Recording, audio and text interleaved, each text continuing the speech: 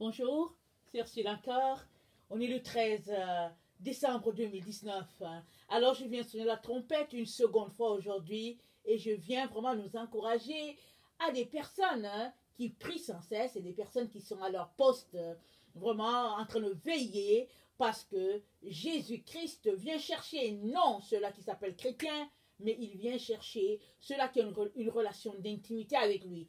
Très très important de sortir de cette mentalité de mensonge selon laquelle, au fait, tous les chrétiens seront sauvés, bien selon laquelle il vient enlever l'Église. Ça, c'est pas vrai. Il ne vient pas enlever l'Église. Alors, si tu veux vraiment la vérité, parce que c'est la vérité qui affranchit, alors, je te dis que Jésus-Christ ne vient pas enlever l'Église.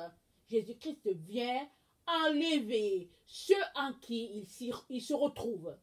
Alors, si Jésus-Christ se trouve en toi et que ta vie n'est que vraiment dépendance totale de lui, il te prendra.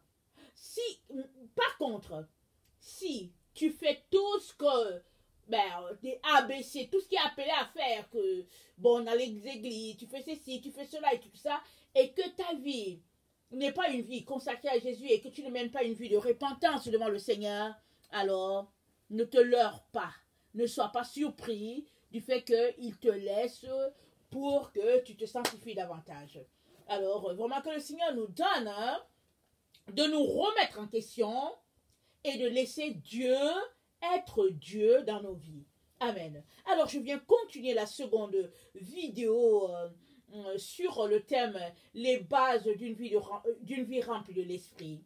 Amen. Alors, tout à l'heure, je venais de faire la première vidéo dans laquelle j'ai mis l'emphase sur sagesse. Parce que la Bible nous dit que la crainte de l'Éternel, c'est le commencement de la sagesse. Alors, si on le craint, on commence à un point, mais maintenant, il faut vivre la sagesse. Alors, je donne l'exemple du roi Salomon qui nous parle un peu de lui, de sa relation avec sagesse et comment il a décidé de faire de sagesse son épouse. Il a décidé de croire en elle parce que elle est non seulement remplie de pureté, de vérité, mais elle est une bonne conseillère et puis bon, une amie sur laquelle on peut se fier. Alors, je vais lire le verset 22 de Sagesse 7. Il dit, « Car il y a en elle un esprit intelligent, saint, unique, multiple, subtil, mobile, distinct, sans tache, clair, inaltérable, aimant le bien, diligent, indépendant, bienfaisant, ami de l'homme, ferme, assuré, tranquille, qui peut tout, surveille tout et pénètre tous les esprits, les intelligents, les purs, les plus subtils. Aussi, la sagesse est-elle plus mobile qu'aucun mouvement. À cause de sa pureté, elle passe et pénètre à travers tout. Elle est un effeuve de la puissance de Dieu, une pure irradiation de la gloire du Dieu puissant. C'est pourquoi nulle souillure ne se glisse en elle. Elle est un reflet de la lumière éternelle, un miroir sans tache de l'activité de Dieu et une image de sa bonté. Comme elle est unique, elle peut tout. Demeurant en elle-même, elle renouvelle l'univers et au long des âges, elle passe dans les âmes saintes. Amen. Elle passe dans les âmes saintes pour former des amis de Dieu et des prophètes. Car seuls sont aimés de Dieu ceux qui partagent l'intimité de la sagesse. Bonne information pour toi et moi. Elle est plus radieuse que le soleil et surpasse toute constellation. Comparée à la lumière, sa supériorité éclate. La nuit succède à la lumière, mais le mal ne prévaut pas sur la sagesse. Elle s'étend avec force d'une extrémité du monde à l'autre. Elle gouverne l'univers avec bonté. C'est elle, sagesse 8, c'est elle que j'ai aimée et recherchée dès ma jeunesse. J'ai cherché à en faire mon épouse et je suis devenue l'amant de sa beauté. Sa gloire éclipse la noblesse, car elle partage la vie de Dieu. Alléluia. Et le souverain de l'univers l'a aimée, initiée à la science même de Dieu. Elle décide de ses œuvres. Amen. Et si la richesse est un bien désirable dans la vie, Quoi de plus riche que la sagesse? L'auteur de toutes choses. Si notre intelligence est efficace, l'artisane des êtres ne l'est-elle pas davantage? Aime-t-on la rectitude? Les vertus sont le fruit de ses travaux, car elle enseigne modération et prudence, justice et courage. Et il n'est rien de plus utile aux hommes dans la vie. Désire-t-on encore profiter d'une longue expérience? Elle connaît le passé et conjecture l'avenir. Elle sait interpréter les sentences et résoudre les énigmes. Elle prévoit signes et prodiges, les moments et les temps favorables. Je résolus donc d'en faire la compagne de ma vie, sachant qu'elle serait ma conseillère pour le bien, mon réconfort dans les soucis et le chagrin. Grâce à elle, me disais-je, j'aurai de la gloire auprès des foules. Et bien que jeune, je jouirai de la considération des vieillards. On me trouvera pénétrant dans l'exercice de la justice, et les princes devant moi seront émerveillés. Si je me tais, ils attendront. Si je parle, ils se feront attentifs. Et si mon discours se prolonge, ils mettront la main sur leur bouche. J'obtiendrai grâce à elle l'immortalité. Et je laisserai à la postérité un souvenir éternel. Je gouvernerai les peuples et les nations me seront soumises. À mon seul nom, des souverains redoutables prendront peur. Je me montrerai bon parmi la foule et courageux à la guerre. Rentre chez moi, je me reposerai près d'elle, car sa société ne cause point d'amertume, ni son intimité de chagrin, mais seulement de l'agrément et de la joie. Ah, c'est tellement agréable d'avoir sagesse pour ami. Alors si le roi Salomon peut ainsi la décrire, on peut imaginer ce que l'avoir pour ami peut être pour chacun d'entre nous. Alors, si tu veux mener une vie remplie de l'esprit, il est très très important qu'à la base de ta vie, sagesse soit ta compagne. Que sagesse soit ton ami. Ça, c'est très très important. Alors, on en a parlé à la première vidéo, et dans celle-ci, je vais mettre l'accent sur l'esprit, le Saint-Esprit. Alors, il faut que je vais faire sortir une chose là très importante que j'ai lue tantôt. Attendez, il ne faut pas que je me perde. Ok. Dans Sagesse 7, le verset 22, il est dit « Car il y a en elle un esprit intelligent, saint, unique, multiple, subtil, mobile, distinct, sans tache, clair, inaltérable, aimant le bien, diligent, indépendant, bienfaisant, ami de l'homme, ferme, assuré, tranquille, qui peut tout, surveille tout, pénètre tous les esprits, les intelligents, les purs, les plus subtils. Excusez-moi. Aussi, la sagesse est plus mobile qu'aucun mouvement. À cause de sa pureté, elle passe et pénètre à travers tout. Elle est un effluve de la puissance de Dieu, une pure irradiation de la gloire du Dieu souverain. C'est pourquoi nulle souillure ne se glisse en elle. Elle est un reflet de la lumière éternelle, un miroir sans tache de l'activité de Dieu et une image de sa bonté. Comme elle est unique, elle peut tout. Demeurant en elle-même, elle renouvelle l'univers. Et au long des âges, elle passe dans les âmes saintes pour former les amis de Dieu et les prophètes. Car seuls sont aimés de Dieu ceux qui partagent l'intimité de la sagesse. Elle est plus radieuse que le soleil et surpasse toute constellation. Comparée à la lumière, sa supériorité éclate. La nuit succède à la lumière, mais le mal ne prévaut pas sur la sagesse. Elle s'étend avec force d'une extrémité du monde à l'autre. Elle gouverne l'univers avec bonté. Toute cette description-là, c'est la description du Saint-Esprit. Alors, sagesse a en elle l'Esprit, le Saint-Esprit, l'Esprit divin. Regardez. Excusez-moi. On va regarder Proverbe 22, si j'ai bonne mémoire. Pas que je me trompe. Attends, non, c'est Proverbe 19. Proverbe 19. Attends, qu'est-ce que je raconte? Voilà. Proverbe 19, le verset 7, c'est dit: réjouissons-nous et soyons dans l'allégresse et donnons-lui gloire, car les noces de l'agneau sont venues et son épouse s'est préparée. Et il lui a été donné de se revêtir d'un fin lin éclatant pur, car le fin lin, ce sont les œuvres justes des saints. Et l'ange me dit, écris, heureux ceux qui sont appelés au festin de noces de l'agneau. Il me dit, ces paroles sont les véritables paroles de Dieu. Je dirais que je n'ai pas lu le texte que je voulais vous lire. Excusez-moi. Alors,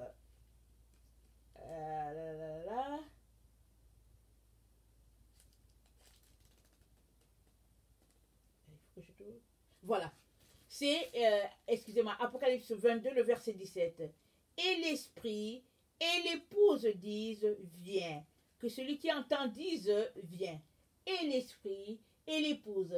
Et tout à l'heure, quand on avait lu la sagesse de Salomon qui disait, j'ai décidé de faire d'elle mon épouse, ma compagne. Donc vraiment, sagesse, telle que dit dans Proverbe 8, qui était là avant le commencement, a en elle l'Esprit de Dieu. C'est la base, parce que la Bible nous dit que avant que Dieu crée toutes choses, elle dit, j'étais déjà là, jouant parmi les fils de l'homme. Et puis, attendez, on va les lire. On va les lire. Proverbe 8. Proverbe 8.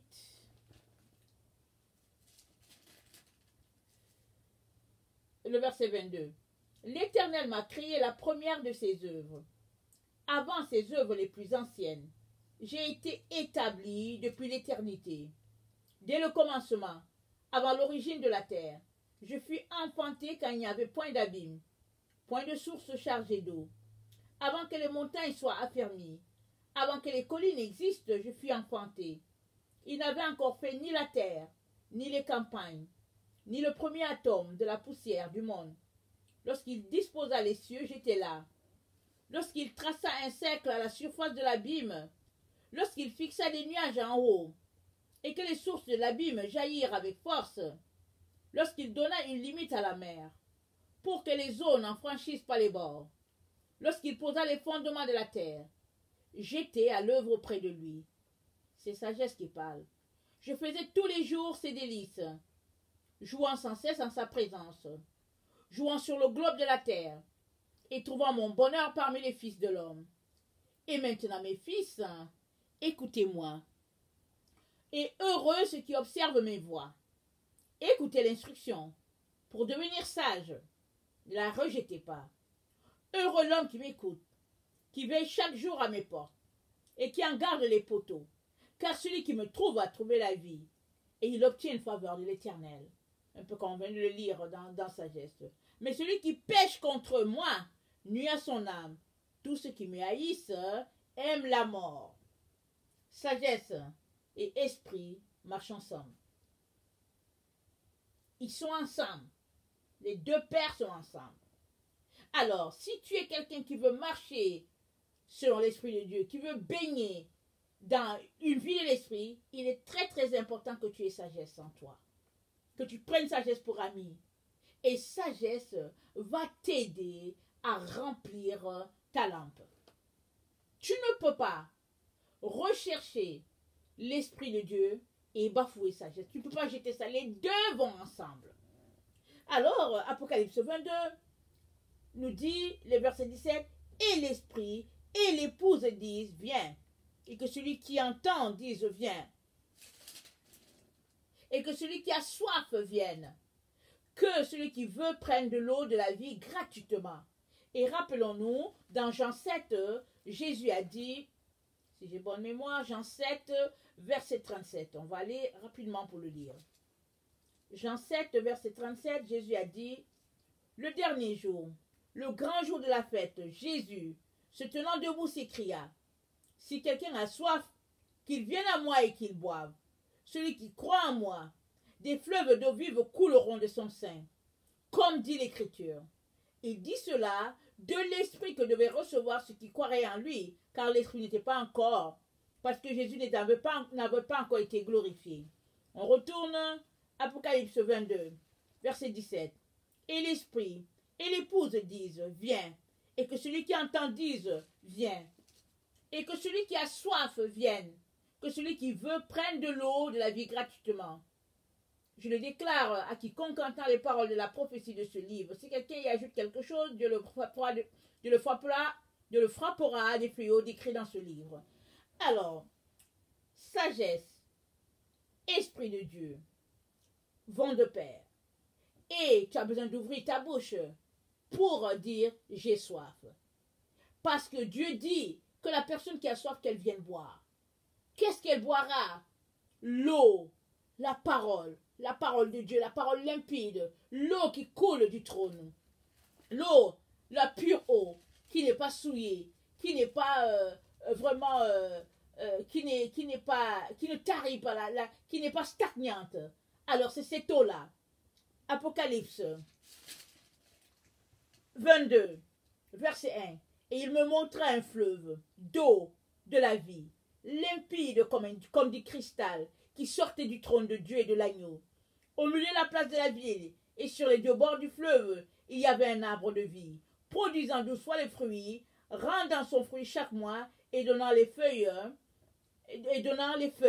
servait à la guérison des nations.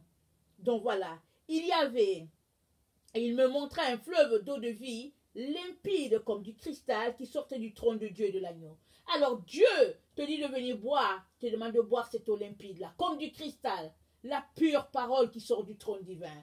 Et sa sagesse te conduira jusque là, jusqu'à la source qui sort du trône. Parce que si Jésus t'a sauvé, c'est pour que tu aies la vie éternelle.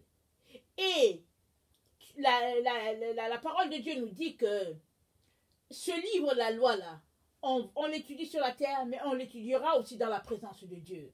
Mais ça commence sur la terre. Il faut que tu commences à t'habituer à ce livre-là, que tu commences à t'habituer aux lois divines. Et ces paroles-là, cette parole-là, elle te conduira jusqu'à devant le trône, parce que elle dirigera ta vie.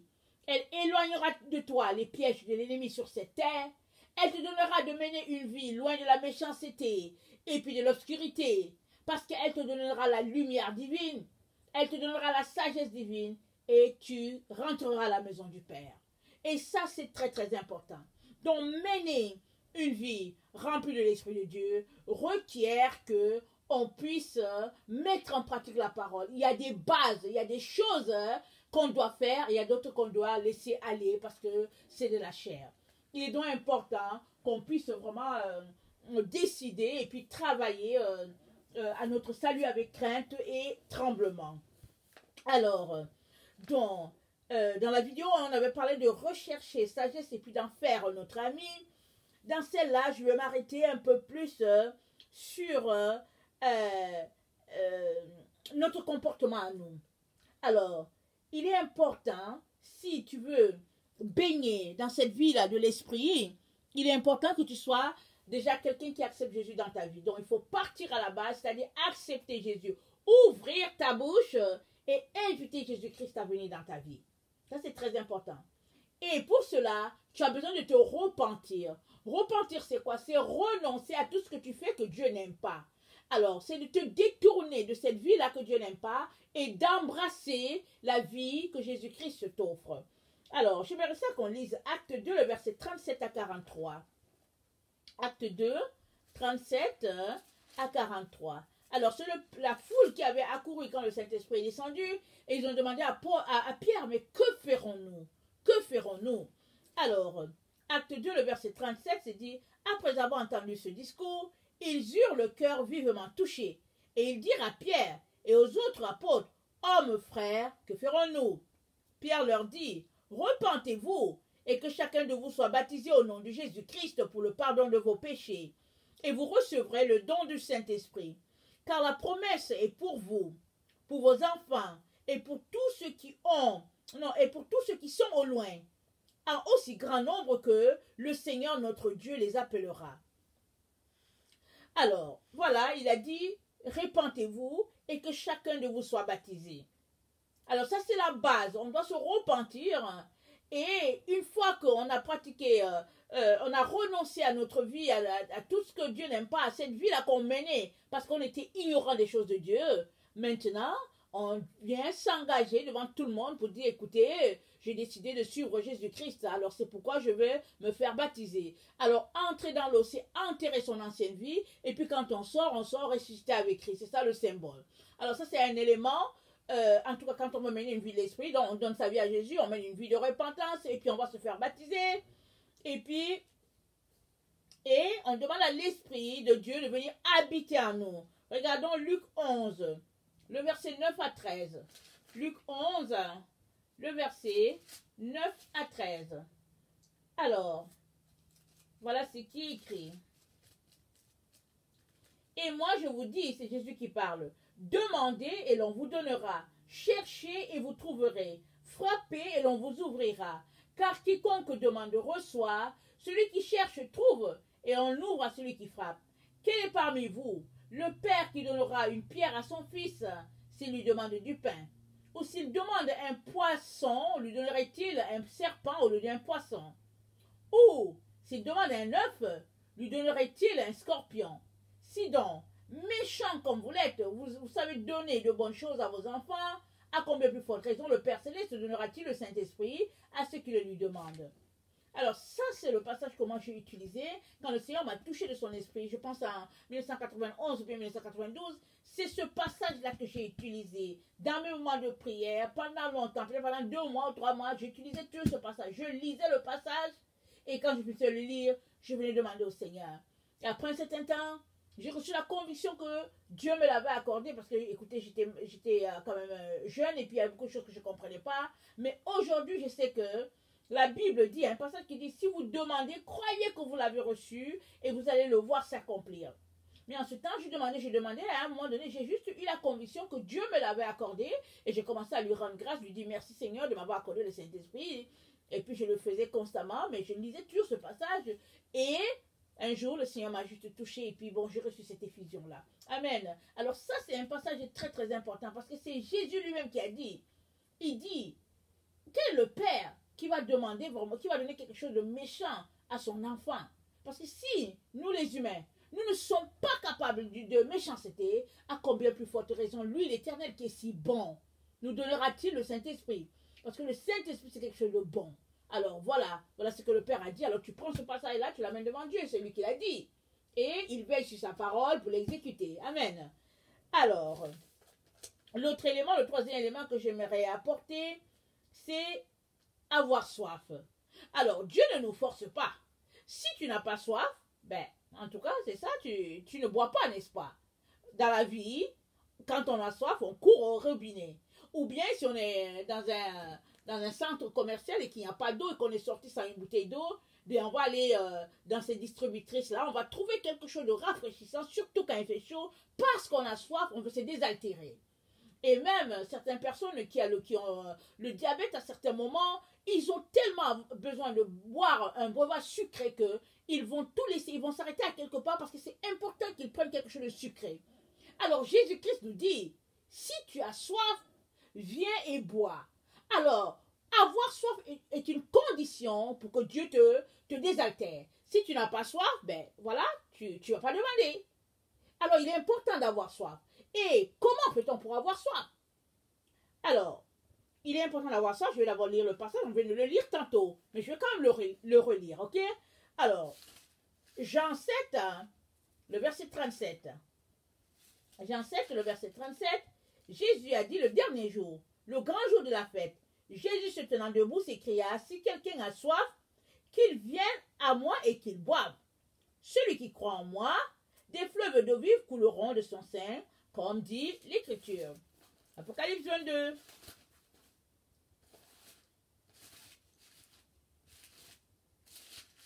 Excusez-moi.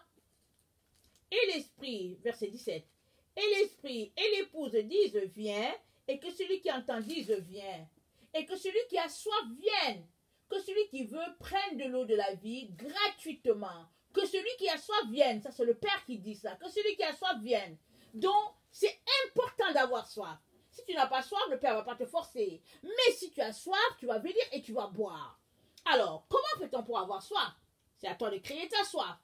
Alors, parce que le Père a dit quoi? Que ce livre de la loi ne s'éloigne pas de ta bouche. Médite le jour et nuit pour agir fidèlement selon ce qui est écrit.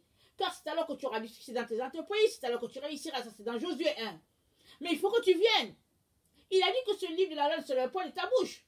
Mais si tu ne fais pas ta part, alors la soif ne sera pas créée. Mais la parole de Dieu elle est telle que plus tu la lis, plus tu as envie de la lire. Alors, comme on dit, l'appétit vient en mangeant. Plus tu manges, plus tu as envie de manger. Et si pour la nourriture terrestre, c'est pas tellement vrai, parce que souvent on est rassasié, mais pour la parole de Dieu, c'est vrai, parce qu'on n'en a jamais assez. Chaque fois qu'on se met dans la présence de Dieu, qu'on lit la parole, on veut encore.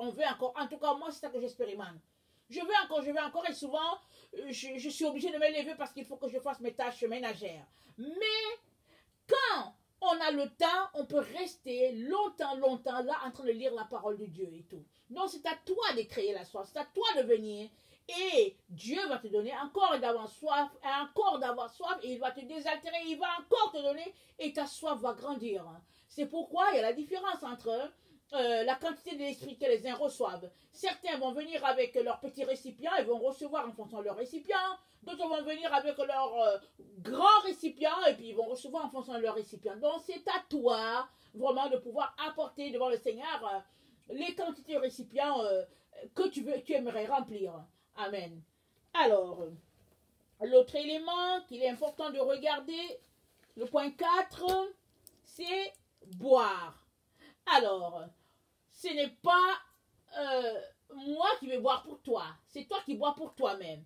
Alors, le Père vient de le dire dans Apocalypse 22, il dit, celui qui a soif, qu'il vienne et qu'il boive. Il t'a déjà invité à venir boire. Donc, c'est à toi de boire.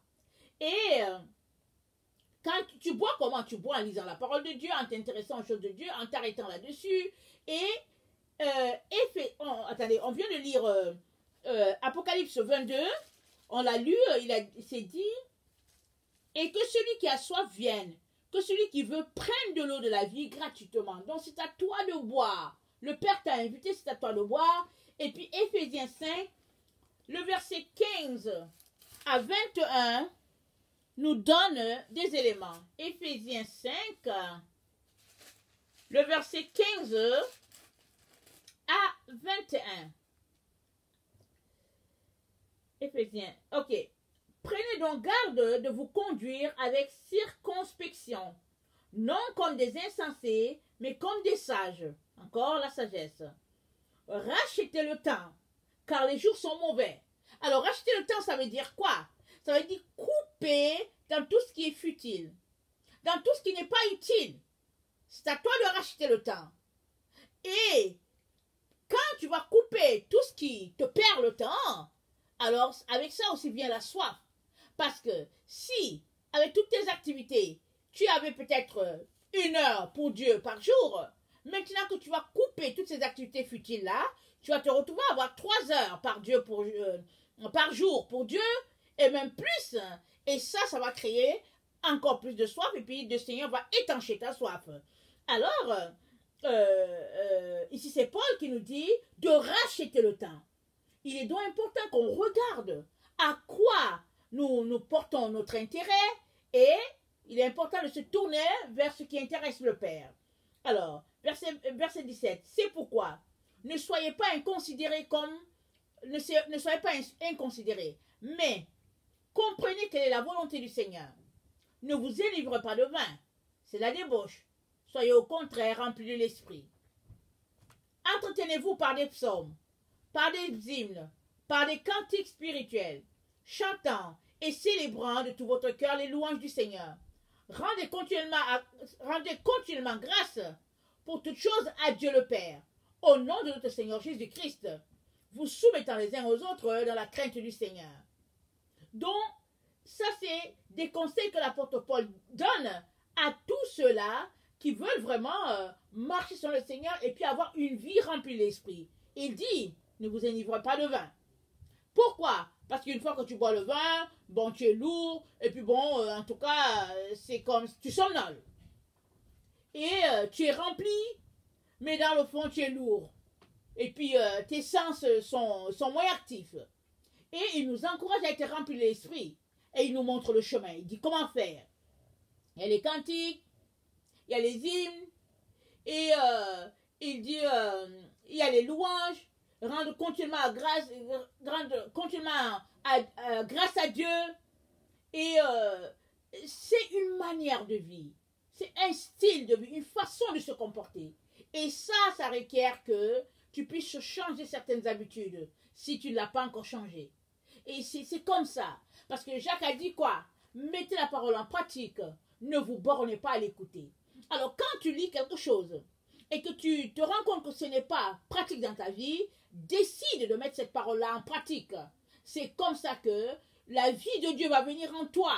Et l'esprit va demeurer pleinement en toi. Et puis bon, ta vie va changer. Ok? Ok. Le point, je pense que c'est le point 5, s'abandonner. L'autre point, c'est s'abandonner. Je ne sais pas si c'est le point 5 ou bien 6, en tout cas. Je pense que le point 5, maintenant, c'est s'abandonner. Romains 6, le verset 13. Romains 6, le verset 13. Ça dit, ne livrez pas vos membres au péché comme des instruments d'iniquité, mais donnez-vous vous-même à Dieu comme étant vivant de mort que vous étiez, et offrez à Dieu vos membres comme des instruments de justice. Alors, ça peut être vos membres, c'est-à-dire quand on livre tout le corps à la possession, ou bien ça peut être tes mains que tu prends, tu as la télécommande, et puis tu es là, au lieu de prendre tes mains et taper pour louer le Seigneur, tu es là juste à la télécommande, en train de zapper devant la télévision, de passer d'une station à l'autre. Et puis, ça peut être tes lèvres. Au lieu que tu passes le temps à louer le Seigneur, tu prends tes lèvres juste pour pratiquer la calomnie, médisance et puis insulter les gens. Alors, ça, Paul dit, ne livrez pas vos membres à ces choses-là. Mais que tes membres, peu importe, même ton petit doigt, que ce soit un instrument de justice. C'est à toi de décider de changer ce qui doit être changé dans ta vie. Amen. Et puis, le dernier point, c'est présenter son corps comme un sacrifice vivant à l'Éternel. Romains 12, verset 1. Alors, je vais le lire et puis je vais finir là-dessus. Je vous exhorte donc, frères, par les compassions de Dieu, à offrir vos corps comme un sacrifice vivant, saint, agréable à Dieu et qui sera de votre part un culte raisonnable. Ne vous conformez pas au siècle présent, mais soyez transformés par le renouvellement de l'intelligence, afin que vous discerniez quelle est la volonté de Dieu, ce qui est bon, agréable et parfait. Amen. Que le Seigneur bénisse sa parole, qu'il nous donne vraiment de pouvoir être des personnes qui la pratiquent. Je vous aime beaucoup. Dieu davantage. Soyez bénis. Merci.